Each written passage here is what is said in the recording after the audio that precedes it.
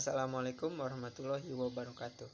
Perkenalkan, nama saya Rijaluddin dengan NIM 210638 kelas RA5 Universitas Primagraha. Saya di sini akan mempresentasikan tentang manajemen pemasaran. Materi presentasi kali ini yaitu manajemen pemasaran, proses pemasaran dan perencanaan strategi, sistem informasi dan riset pemasaran, lingkungan pemasaran, pasar konsumen dan perilaku pembelian, dan segmentasi targeting dan positioning. Yang pertama, manajemen pemasaran. Pengertian manajemen pemasaran ialah penganalisisan, perencanaan, pelaksanaan, pengorganisasian, pengarahan, serta pengawasan sumber daya manusia untuk menyelesaikan suatu kegiatan agar tercapai tujuan yang telah ditetapkan sebelumnya secara bersama-sama.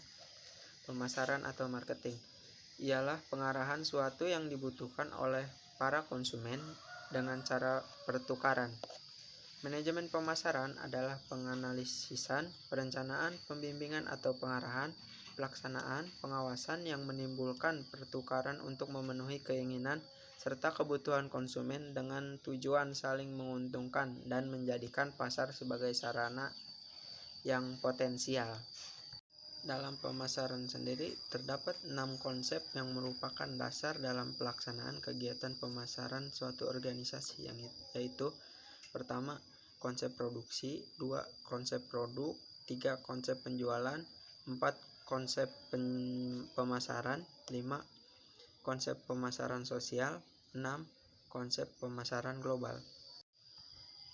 Konsep pemasaran. Pengertian dari konsep pemasaran adalah suatu konsep dan cara dasar yang diterapkan dalam melakukan strategi manajemen pemasaran produk atau jasa pada sebuah organisasi ataupun perusahaan. Konsep inti pemasaran meliputi kebutuhan, keinginan, dan permintaan. Kebutuhan ialah pernyataan dan rasa kehilangan atau kekurangan kebutuhan manusia merupakan konsep paling dasar dalam pemasaran. Contoh, orang membutuhkan udara, makanan, air, pakaian, dan tempat tinggal untuk dapat bertahan hidup. Selanjutnya ada keinginan. Keinginan adalah bentuk kebutuhan manusia yang dibentuk oleh budaya dan kepribadian individu. Keinginan dikatakan juga sebagai hasrat pemuas kebutuhan. Contoh, seseorang membutuhkan minuman namun mungkin menginginkan minuman es jeruk, jus, atau soft drink. C, yaitu permintaan. Permintaan merupakan keinginan manusia yang didukung oleh daya beli. Contoh, banyak yang menginginkan Mercedes, tapi hanya sedikit yang mampu membelinya.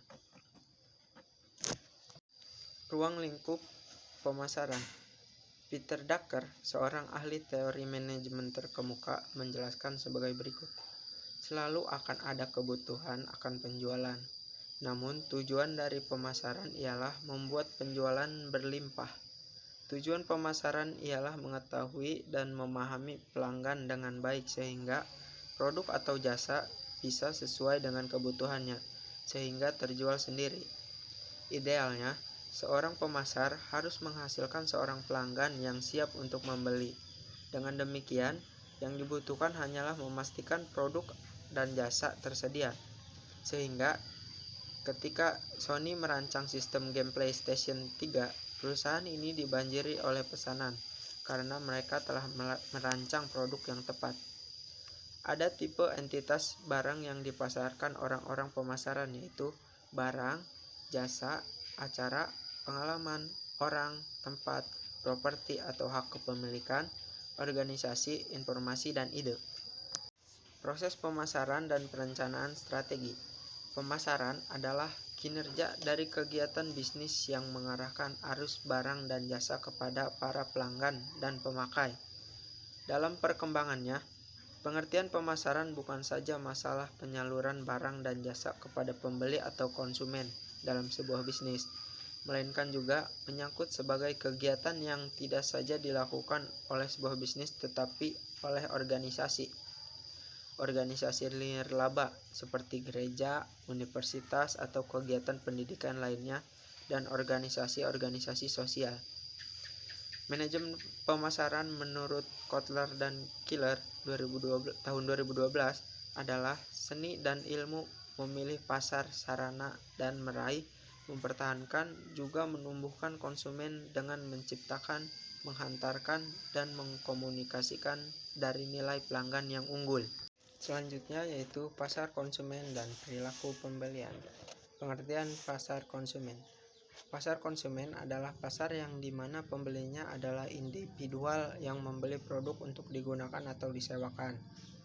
Tujuan pemasaran adalah memenuhi dan memuaskan kebutuhan dan rangsangan serta keinginan pelanggan sasaran. Bidang ilmu perilaku konsumen mempelajari bagaimana individu, kelompok, dan organisasi memilih, membeli, memakai, serta memanfaatkan barang, jasa, gagasan, atau pengalaman dalam rangka memuaskan kebutuhan dan hasrat mereka. Model perilaku konsumen. Perilaku konsumen adalah studi tentang bagaimana individu, kelompok, dan organisasi memilih, membeli, menggunakan, dan bagaimana barang, jasa, ide, atau pengalaman untuk memuaskan kebutuhan dan keinginan mereka.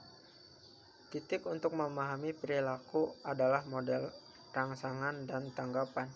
Rangsangan pemasaran dan lingkungan mulai memasuki kesadaran pembeli, karakteristik pembeli, dan proses pengembalian keputusan menimbulkan keputusan pembeli tertentu. Perilaku pembelian. Pembelian keputusan konsumen berbeda-beda bergantung pada jenis keputusan pembelian. Harry Asael membedakan 4 jenis perilaku pembelian konsumen berdasarkan tingkat keterlibatan pembeli dan tingkat perbedaan antar merek. Faktor perilaku pembeli. Faktor budaya. Pemasaran harus memahami peran yang dimainkan oleh budaya, subbudaya, dan kelas sosial pembeli. Budaya atau kultur adalah kumpulan nilai dasar, persepsi, keinginan, dan perilaku yang dipelajari oleh anggota masyarakat dari keluarga dan institusi penting lainnya. Faktor sosial. Kelompok kecil keluarga serta peran dan status sosial konsumen. Kelompok atau grup adalah 2 atau lebih orang yang berinteraksi untuk mencapai tujuan pribadi atau tujuan bersama. Faktor pribadi. Usia dan tahap siklus pembeli, pekerjaan, situasi ekonomi, gaya hidup, serta kepribadian dan konsep diri. Usia dan tahap siklus hidup. Orang mengubah barang dan jasa yang mereka beli sepanjang hidup mereka. Faktor psikologis. Motivasi, preferensi, pembelajaran, serta keyakinan dan sikap. Faktor perilaku pembeli. Faktor budaya. Pemasaran harus memahami peran yang dimainkan oleh budaya, subbudaya, dan kelas sosial pembeli. Budaya atau kultur adalah kumpulan nilai dasar, persepsi, keinginan, dan perilaku yang dipelajari oleh anggota masyarakat dari keluarga dan institusi penting lainnya. Faktor sosial. Kelompok kecil keluarga serta peran dan status sosial konsumen. Kelompok atau grup adalah 2 atau lebih orang yang berinteraksi untuk mencapai tujuan pribadi atau tujuan bersama. Faktor pribadi. Usia dan tahap siklus pembeli, pekerjaan, situasi ekonomi, gaya hidup, serta kepribadian dan konsep diri. Usia dan tahap siklus hidup. Orang mengubah barang dan jasa yang mereka beli sepanjang hidup mereka. Faktor psikologis. Motivasi, preferensi, pembelajaran, serta keyakinan dan sikap. Perilaku pembelian. Pembelian keputusan konsumen berbeda-beda bergantung pada jenis keputusan pembelian. Harry Asael membedakan 4 jenis perilaku pembelian konsumen berdasarkan tingkat keterlibatan pembeli dan tingkat perbedaan antar merek.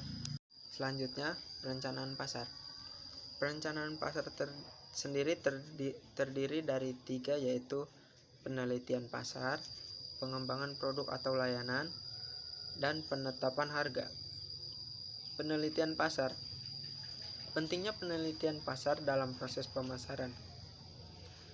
Penelitian pasar adalah langkah kritis dalam proses pemasaran karena memberikan wawasan mendalam tentang kebutuhan dan preferensi pelanggan. Dengan memahami pasar, perusahaan dapat merancang produk atau layanan yang sesuai dengan permintaan, menentukan harga yang kompetitif, merencanakan strategi promosi yang efektif, dan memilih saluran distribusi yang tepat. Penelitian pasar juga membantu perusahaan mengidentifikasi peluang dan ancaman di pasar, meminimalkan risiko kegagalan produk, dan mengantisipasi perubahan tren konsumen. 2. Pengembangan produk atau layanan. Identifikasi kebutuhan pelanggan. Identifikasi kebutuhan pelanggan melibatkan interaksi aktif dengan pelanggan potensial. Ini melibatkan mendengarkan keluhan, memahami preferensi, dan mengidentifikasi area-area yang dapat diperbaiki dalam produk atau layanan yang ada. 3. Yaitu penetapan harga. Faktor-faktor yang mempengaruhi penetapan harga. Faktor-faktor ini melibatkan biaya produksi, harga pesaing, nilai persepsi pelanggan terhadap produk, serta tujuan perusahaan dalam pasar. Apakah ingin menjadi pemimpin pasar atau fokus pada segmen pasar tertentu? Selanjutnya yaitu segmentasi, targeting, dan positioning. STP marketing adalah salah satu strategi pemasaran untuk menentukan di area manakah sebuah bisnis akan dioperasikan. Sesuai namanya, strategi ini didasarkan oleh 3 langkah, yaitu mengidentifikasi segmen, menganalisis target pasar, serta menentukan posisi yang tepat untuk menjalankan bisnis. STP juga merupakan konsep yang paling terkait dalam strategi pemasaran. Metode ini melakukan pendekatan secara sistematis untuk memahami dan memenuhi kebutuhan pelanggan dengan membagi pasar menjadi segmen yang lebih kecil, menentukan posisi unik untuk produk atau layanan, dan menargetkan segmen yang tepat.